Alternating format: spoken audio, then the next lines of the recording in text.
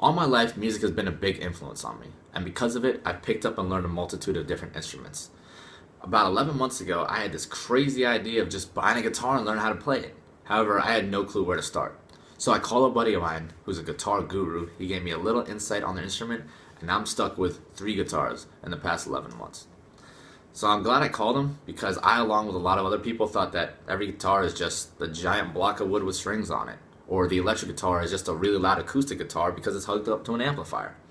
Both those reasons are correct, however, there's a little more logic behind both of them.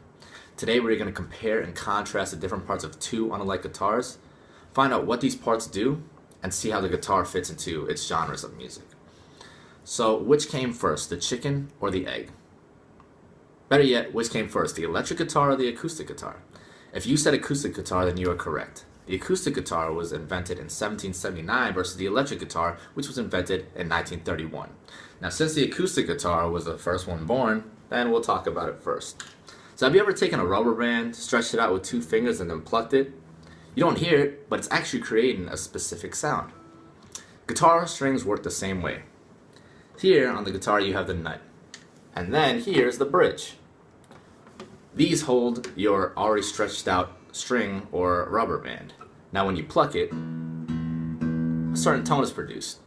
Each string is a different gauge, so that whenever you pluck a different string, they're all going to have different sounds.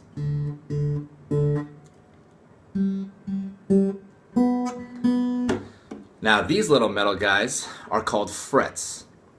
When a string makes contact with a fret, it shortens the string, therefore making a higher sound.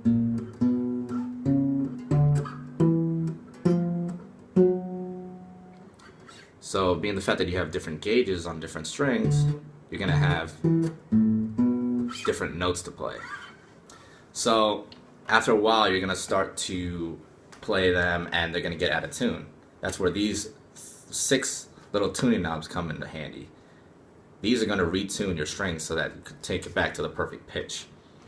So the acoustic guitar and electric guitar are pretty much hand in hand with those parts. Now the electric guitar has the same parts as we described, just a little bit more because of the volume control functions, which we'll see in a minute. Those are the similarities between both guitars. Here's where the guitars are different. So now that we know how the guitar makes it sound, how does it amplify it? Well, with the acoustic guitar you have this called a sound hole, and the acoustic guitar has a very hollow body. So what happens is when you pluck a string, the vibrations go into the sound hole and then bounce inside the body. And when they bounce inside the body, the sound actually gets louder compared to if we didn't have a body, then you wouldn't really hear anything. Now, the electric guitar, which we'll see here, we don't have a sound hole. And also, it doesn't have a hollow body. It's actually a pretty hard body here. With the electric guitar, instead of vibrations making the noise, you have these little green things called pickups. Now, with pickups, how do they work? Through a nifty little process called electromagnetic induction. So, let's take a look at my little laptop here. See, each pickup has 6 magnets. Inside a pickup, there's a wire coil around all these magnets. Since the strings are made of steel, each string becomes magnetized. There we go. Now, when these strings become magnetized, a magnetic field is produced. So when you pluck a string, the string disrupts this blue magnetic field here, thus changing the magnetic field. With the way that electromagnetic induction works, whenever there is a change in the magnetic field, an electric current is sent through this copper wire that's surrounding these magnets. This signal then travels from your guitar into the wire and then to your amplifier. And that's that. So, oops. thing that I like about the electric guitar is you can modulate your sound to create different noises. So I just turned on my amplifier, which you didn't see, and I am making noises. However, like I said,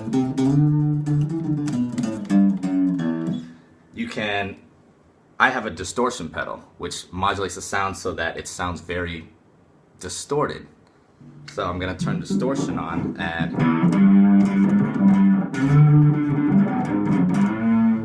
then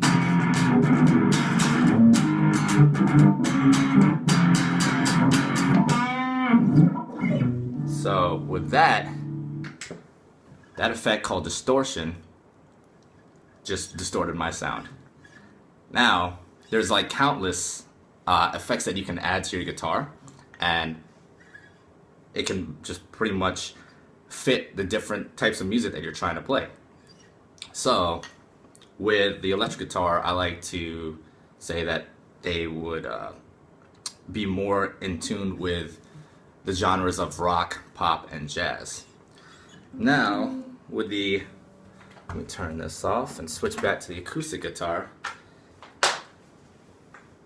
Being the fact that the acoustic guitar has a softer sound and more melodic and harmonic, it's geared for country and church music since they have a softer tone.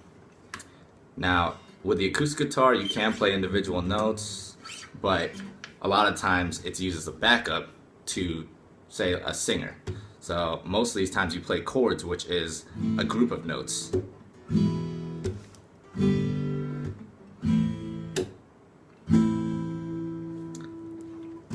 Regardless of the genre, the guitar is a versatile and extremely fun instrument to play.